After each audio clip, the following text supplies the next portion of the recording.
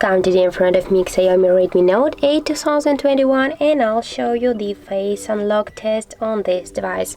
So I just set up the face recognition in a couple of seconds ago, and I'll just show you how the face unlock is fast on this device.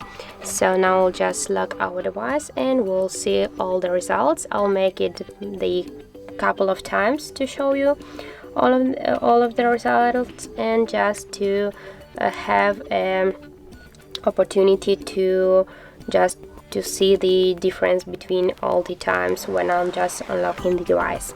So let's start.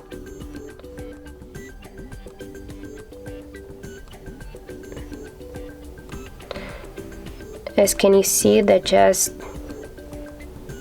our device is unlocked after the half of the second, and it's I think more faster when you just use the pattern of the fingerprint on this device.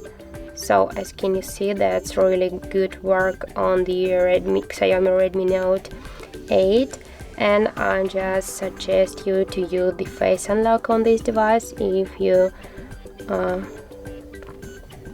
just like to use this unlock method. So that's how it looks. And if you found this video helpful, remember to leave a like, comment and subscribe our channel.